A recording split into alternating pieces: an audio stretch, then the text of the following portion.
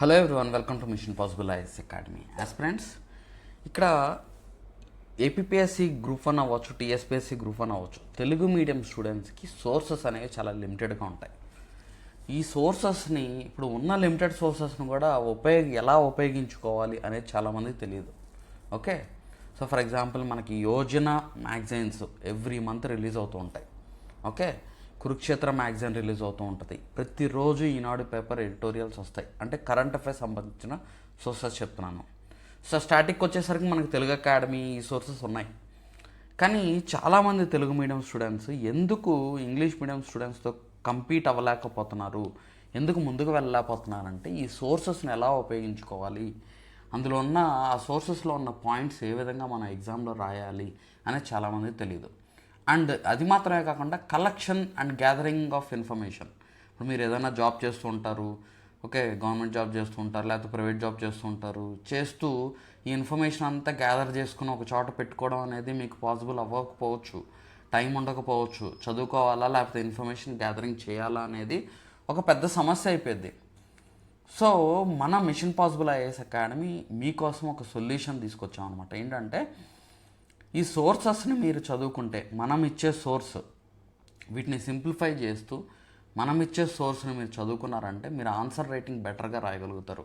English medium అభ్యర్థులతో పోటీ పడి మీరు ఆన్సర్ రైటింగ్ రాయగలుగుతారు. సో ఎక్కడ ఫెయిల్ అవుతున్నారు తెలుగు మీడియం స్టూడెంట్స్, ఎందుకు మంచి స్కోర్ గ్యాదర్ చేయలేకపోతున్నారు, మంచి స్కోర్ అచీవ్ చేయలేకపోతున్నారు అని అంటే, ఇంగ్లీష్ మీడియం స్టూడెంట్స్ ఏంటంటే వాళ్ళు యూపీఎస్సీ ప్రిపేర్ అయ్యి ఉండొచ్చు, లేకపోతే ఏపీపీఎస్సీ ప్రిపేర్ అయిన ఎగ్జాంపుల్స్ నెంబర్ ఆఫ్ వాళ్ళు చదివే సోర్సెస్లో ఎగ్జాంపుల్స్ కానీ డేటా కానీ ఆ ఇన్ఫర్మేషన్ దొరుకుతుంది. వాళ్ళు ఆ ఇన్ఫర్మేషన్ అక్కడ ప్రజెంట్ చేయగలుగుతున్నారు. సో మీకు ఆ ఇన్ఫర్మేషన్ లేదు. ఆ ఇన్ఫర్మేషన్ మీరు అదంతా తెలుగులోకి మార్చుకొని మీరు చదువుకొని ఎప్పుడు చేయగలుగుతారు? చేయలేరు కదా. సో అందుకనే మనం మిషన్ పాసిబుల్ ఐఏఎస్ అకాడమీలో ముఖ్యంగా మనము ఈ సోర్స్ అనేది అంత ఇన్ఫర్మేషన్ మీకు ఒక చోటకి తీసుకురావాలని మనం ప్రయత్నం చేస్తున్నాం. సో ఇంగ్లీష్ మీడియం స్టూడెంట్స్తో పాటు తెలుగు మీడియం స్టూడెంట్స్కి ఎడ్జ్ మార్కులు సంపాదించాలి అని అంటే ఈ సోర్సెస్ని మీరు నెగ్లెక్ట్ చేయొద్దు. ఓకే, సో మన ఏపీపీఎస్సీ గ్రూప్ 1 మెంటార్షిప్ అవ్వచ్చు, తెలుగు మీడియం స్టూడెంట్స్కి ఇంగ్లీష్ మీడియం స్టూడెంట్స్కి కూడా మనం ఈ సోర్స్ ఇస్తున్నాము. And Telugu medium students English medium స్టూడెంట్స్కి ఏపీపీఎస్సీ గ్రూప్ 1 మెంటార్షిప్ బ్యాచ్ అయితే న్యూ బ్యాచ్ స్టార్ట్ అయింది. అదేవిధంగా తెలంగాణ టీఎస్పీఎస్సీ గ్రూప్ 1 అవ్వచ్చు, TGPSC and Telugu medium English medium స్టూడెంట్స్కి న్యూ బ్యాచ్ అయితే మనం స్టార్ట్ చేసాము.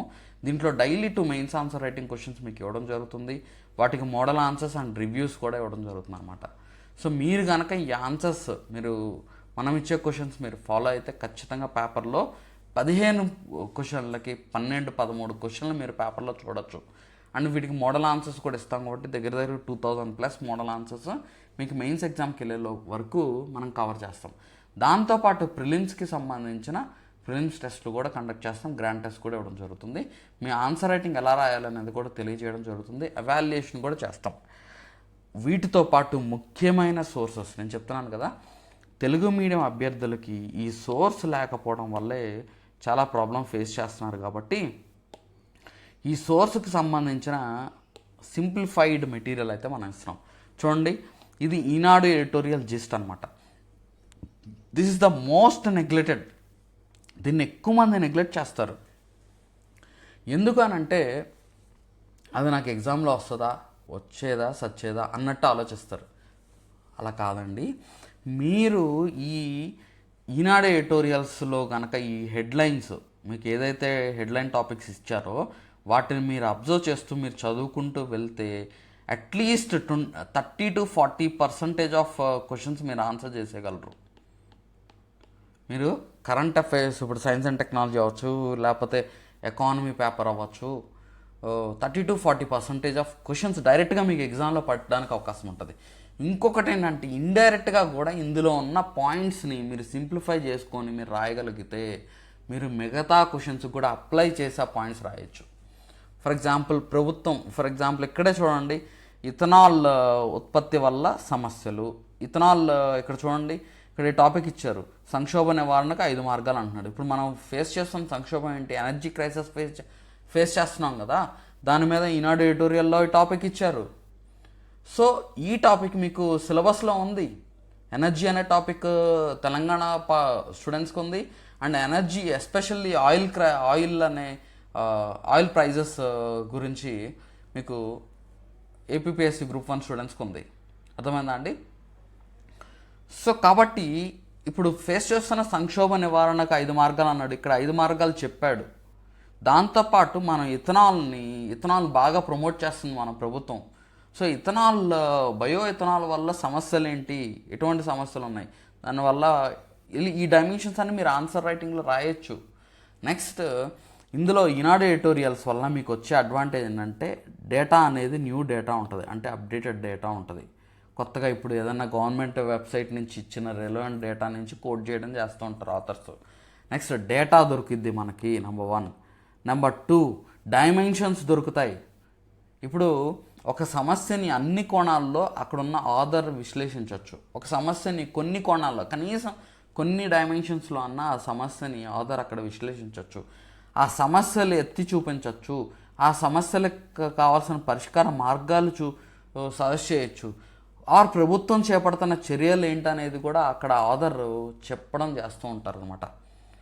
సో చేస్తారు కాబట్టి మీరు ఆ డైమెన్షన్స్ అన్నీ చదువుకొని రెడీగా పెట్టుకున్నారు అనుకోండి, మీరు ఆ టాపిక్ సంబంధించిన ఏదైనా క్వశ్చన్ చూపిస్తే, ఒక క్వశ్చన్ కనిపిస్తే మీరు ఆ డైమెన్షన్స్లో ఉన్న పాయింట్స్ మీరు రాయొచ్చు.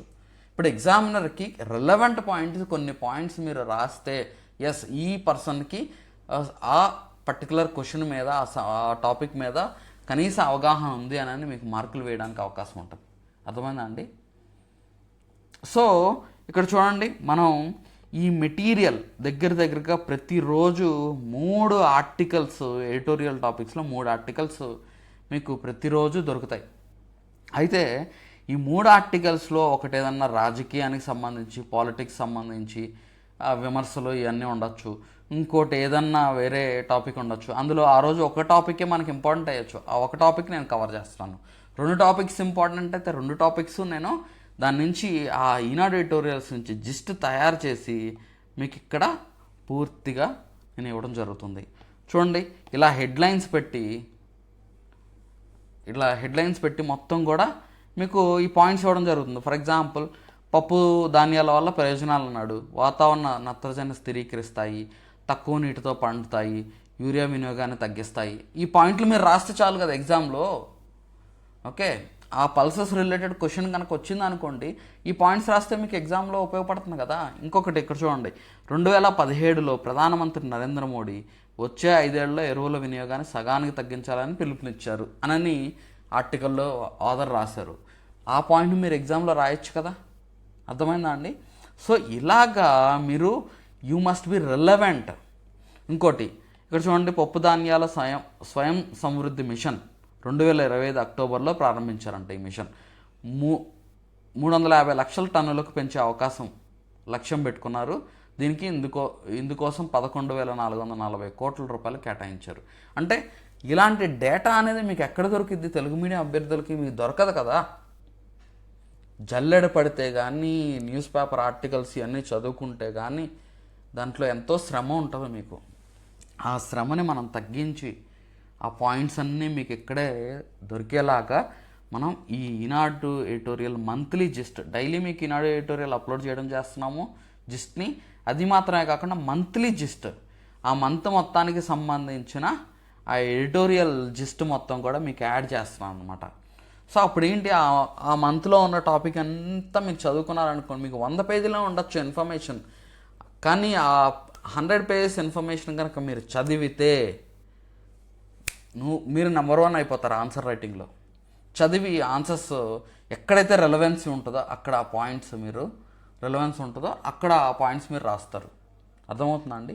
సో అలాగా మీరు ఎగ్జామ్ పాయింట్ ఆఫ్ వ్యూలో మీరు రాయడం. చూడండి, ఇక్కడ సేంద్రియ ఎరువుల వినియోగం చేయాలి అంటున్నాడు. సో ఏంటి, పేడ, బయోచార్, కంపోస్ట్, ఇలా ఈ పాయింట్స్ దొరుకుతున్నాయి కదా మీకు ఇక్కడ. ఈ పాయింట్స్ మీరు ఎగ్జామ్లో రాస్తే ఇంప్రెస్ అవుతారు కదా ఎగ్జామినర్. సో అది మీకు కావాల్సిందండి. నేను 100 పుస్తకాలు చదివేస్తున్నాను, 200 పుస్తకాలు చదివేస్తున్నాను, లేకపోతే నేను మొత్తం సిలబస్ అయిపోయిన తర్వాత నేను ఆన్సర్ రైటింగ్ రాస్తాను అని అంటే కాదండి. ప్రతిరోజు మీరు answer writing everyday minimum 2 questions మీరు సాల్వ్ చేయాలి. ప్రతిరోజు మీరు 2 మెయిన్స్ ఆన్సర్ రైటింగ్ క్వశ్చన్స్ మీరు సాల్వ్ చేస్తేనే 3 గంటల పేపర్ మీరు బెటర్గా మీరు రాయగలుగుతారు. 3 గంటల్లో ఆ రిలవెంట్ పాయింట్స్ మీరు రాయగలుగుతారు. ఎగ్జామినర్ని ఇంప్రెస్ చేసే పాయింట్స్ మీరు రాయగలుగుతారు. విత్ అవర్ సోర్సెస్ దీన్ని సింప్లిఫై చేసి మీరు ఎంప్లాయీస్ అయి ఉండొచ్చు, లేకపోతే స్టూడెంట్సే అయి ఉండొచ్చు. మీరు ఎలా రాసుకోవాలో మీకు తెలియకపోతే మన సోర్స్ మీరు ఫాలో అవ్వండి. ఈ సోర్స్ ఇప్పుడు ఫర్ ఎగ్జాంపుల్ జూన్ మంత్ మొత్తం అప్లోడ్ చేశాను కదా, మే మంత్ మొత్తం అప్లోడ్ చేశాను కదా. సో ఆ అప్లోడ్ చేసిన మొత్తం డౌన్లోడ్ చేసేసుకొని మీకు అలా సాఫ్ట్ కాపీ మీరు చదవగలిగితే చదివేసుకోండి, లేకపోతే ప్రింట్ తీసుకొని చక్కగా మీరు ఆ పాయింట్స్ అన్ని మీరు చదువుకుంటే చదువుకోగలుగుతారు. చక్కగా ఈ ఎడిటోరియల్కి సంబంధించిన నోట్స్ అయితే మనం ప్రిపేర్ చేస్తున్నాం. ప్రిపేర్ చేసి దీనికి మీకు నోట్స్ అయితే ప్రొవైడ్ చేస్తున్నాం అనమాట. సో అది మాత్రమే కాకుండా ఇక్కడ మీకు ఏ విధంగా క్వశ్చన్స్, ఇప్పుడు ఫర్ ఎగ్జాంపుల్ ఈ పైన ఇచ్చిన టాపిక్ మీద నెంబర్ ఆఫ్ క్వశ్చన్స్ మనం తయారు చేయొచ్చు. దాంట్లో ఒక బెస్ట్ క్వశ్చన్ మనం తీసుకొని, ఇప్పుడు బెస్ట్ సూటబుల్ క్వశ్చన్ మనం తీసుకొని ఒక క్వశ్చన్ కూడా ఇస్తున్నాం అనమాట. అంటే మీరు పైన ఇచ్చిన ఆ టాపిక్ అంతా చదువుకోవచ్చు, ఈ క్వశ్చన్ కూడా ఒకటి ప్రాక్టీస్ చేసుకున్నారనుకోండి, అప్పుడు ఏమైంది, మనం ఆ క్వశ్చన్ కూడా కంప్లీట్ చేసుకుంటాం. ఇప్పుడు ఎప్పుడు కూడా రివర్స్ ఇంజనీరింగ్ చేసుకోవాలండి. క్వశ్చన్స్ నుంచి ఆన్సర్స్ మనం డెవలప్ చేసుకుంటూ ఆన్సర్స్ తయారు చేసుకుంటూ వెళ్ళాలి. అంతేగాని నేను ఇప్పుడు ఫర్ ఎగ్జాంపుల్ సింధు నాగరికత ఉంది అని అంటే అది మొత్తం నేను చదివేశానంటే కాదు.